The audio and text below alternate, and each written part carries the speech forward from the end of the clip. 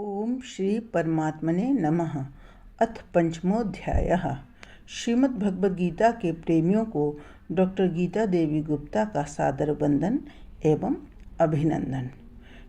आज आपकी सेवा में श्रीमद्भगवद्गीता के 5वें अध्याय का सारांश प्रस्तुत है। श्रीमद्भगवद्गीता के 5वें अध्याय का आरंभ अर्जुन के प्रश्न से होता है। अर्जुन कृष्ण से कहते हैं कि हे कृष्ण, एक ओर तो आप कर्मों के संन्यास की बात करते हैं, दूसरी ओर आप कर्मयोग की प्रशंसा भी कर रहे हैं।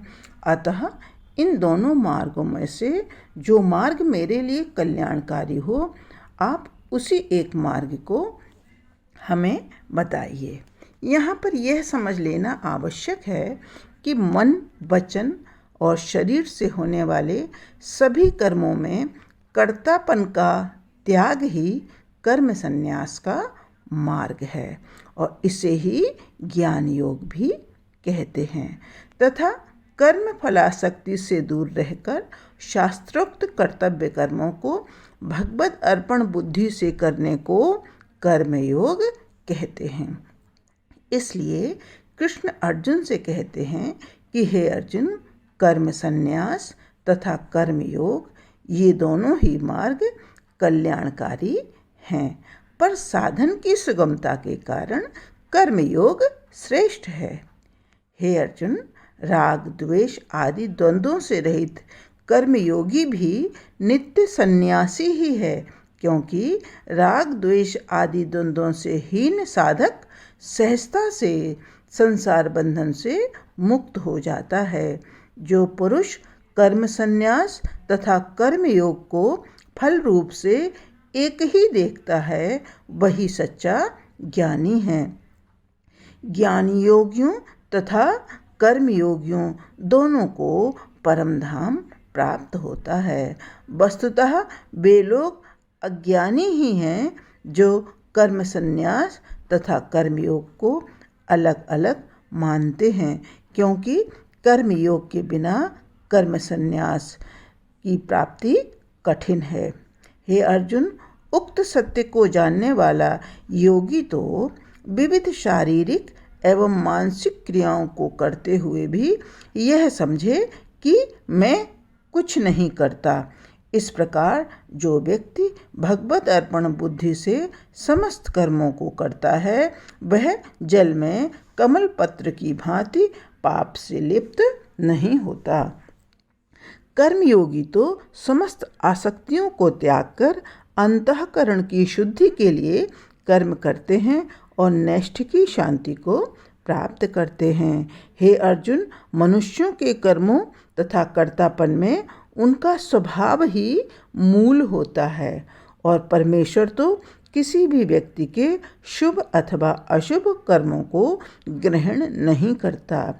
अज्ञान के कारण ही सब जन मोहित हो रहे हैं, परंतु परमात्मा के दर्शन से जिनका अज्ञान नष्ट हो गया है, उनका ज्ञान परमात्मा को ठीक उसी प्रकार प्रकाशित कर देता है जैसे अंधकार में सूर्य का प्रकाश पदार्थ को प्रकाशित कर देता है। ऐसे परमात्मा प्रवण ज्ञानी जन परम गति को प्राप्त होते हैं। उनकी दृष्टि में ब्राह्मण, गौ, हाथी, कुत्ते तथा चांडाल सभी सम ही हैं। उक्त समभाव में स्थित ज्ञानी जनों द्वारा जीते जी ही संपूर्ण लोक जीत लिया जाता है।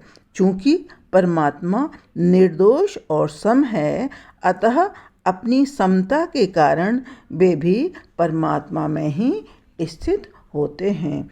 जो व्यक्ति प्रिय पदार्थ को प्राप्त करके न तो हर्षित होता है और अप्रिय को प्राप्त होकर न ही बेचैन होता है, ऐसा स्थिर बुद्धि ब्रह्मवेत्ता परब्रह्म परमात्मा में नित्य स्थित होता है।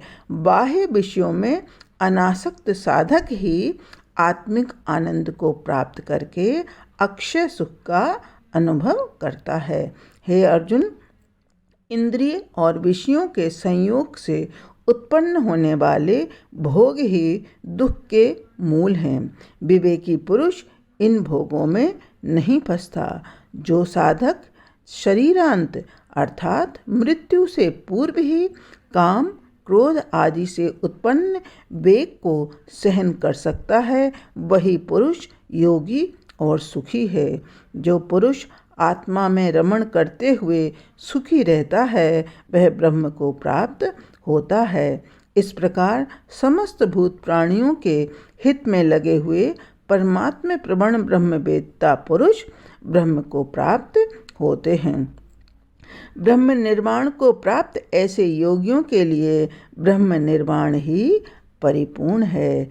हे अर्जुन, जो सतत परमात्मा के स्वरूप का चिंतन मनन करते हैं, ऐसे मोक्षपरायण मुनि बाहर के विषयों से उपरत होकर नेत्रों की दृष्टि को भ्रुकुटी के मध्य में स्थापित करके नासिका में विचरण करने वाले प्राणापान वायु को सम करके इच्छा, भय और क्रोध से हीन हो जाते हैं। वह मुनि सदा ही मुक्त हैं।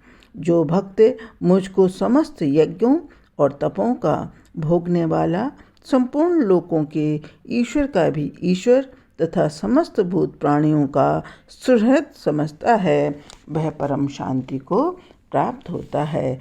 इस प्रकार यहाँ पर भगवद गीता का कर्म संन्यास योग नामक 5वां अध्याय समाप्त होता है। धन्यवाद।